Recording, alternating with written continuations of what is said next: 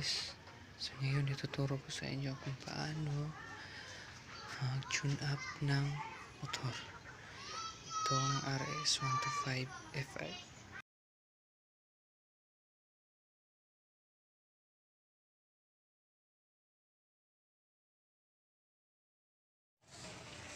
Ang gagawin natin ay tanggalin natin ito dito.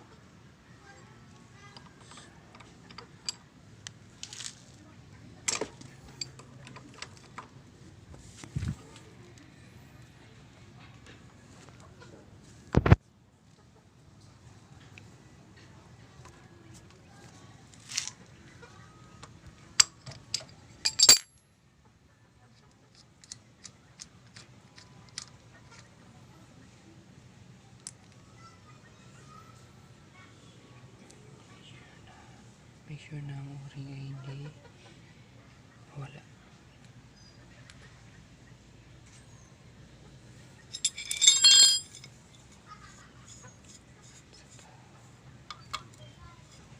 Ito.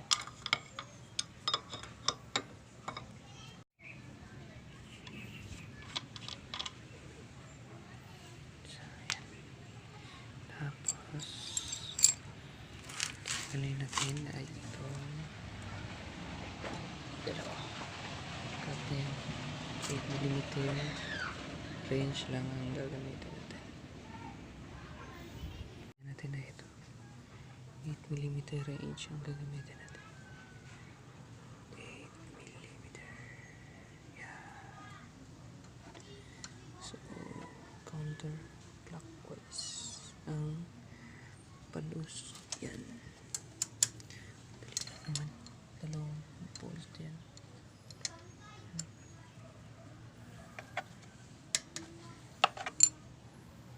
Luwagan muna natin. Dito.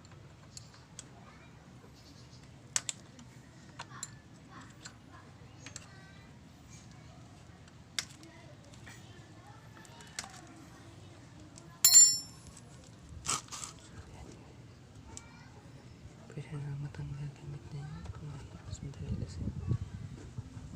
Ang naluwagan ng mabuti.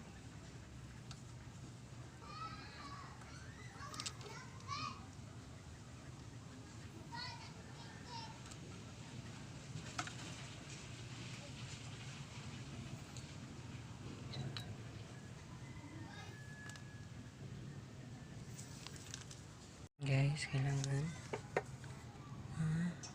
itong bilog na to ay naka-sentro dito. At sa pagkakita nyo dito sa butas na hindi naka-timing na yun. So, ito natin kung mahulog pa dito. So, mahulog na dito. So, susunod natin gawin ay luluwagan natin itong nut na ito. Actually, naluwagan ko na siya kanina gamit itong 9mm na range. So, pagkatapos yung maluwagan yan, luluwagan din natin itong parang pina ito. Kasi itong nut na ito, nagsilbi itong lock dito sa parang pina ito.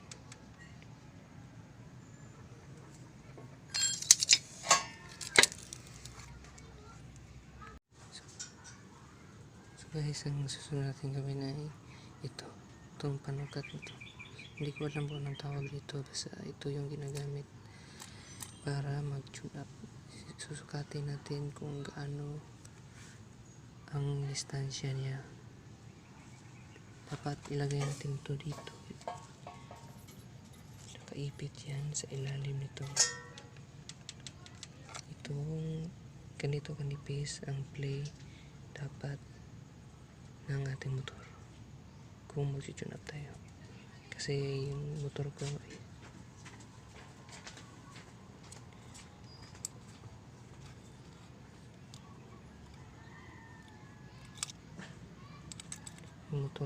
is wala pang taon. So So ito ang gagamitin natin.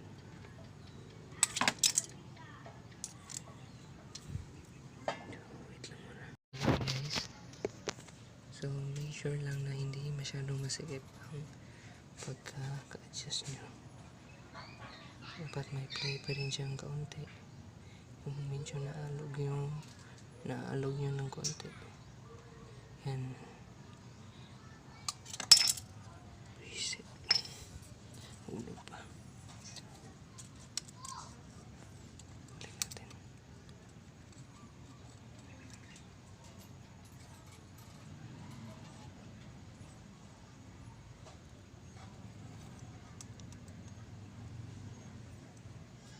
Tapos is ihigpitan na natin yung nut na yan. Kung okay na ang pagka-adjust nyo.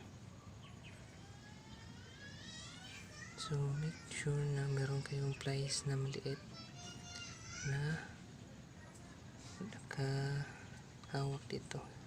Pag naglalak kayo, hihigpitan nyo ang 9mm na ito. Kasi pag hindi nyo nilagyan, kasama sa pag-ikot itong nasa gitna na ito at masisira yung adjustment na ginawa natin. So ihigpitan ko muna guys. Babalikan ko. So yun guys, matapos ko nang higpitan yun at naka-adjust na siya.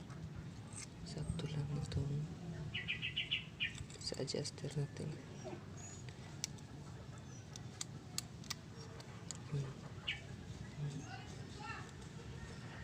Hindi siya masikip. Hindi rin maluwag. Tama lang. At may play siya dito. Same lang dito sa lalim. Matapos nyo ma-adjust na yun, pwede nyo takpan dito saka dyan. At dito sa yan. So balik nyo lang. Yan. Balik ko na lahat guys. Make sure lang i-check nyo kung wala kayong nakalimutan na ibalik. Kasi baka magkakaproblema pa tayo kung nag-start na ang ating makina. So test muna natin.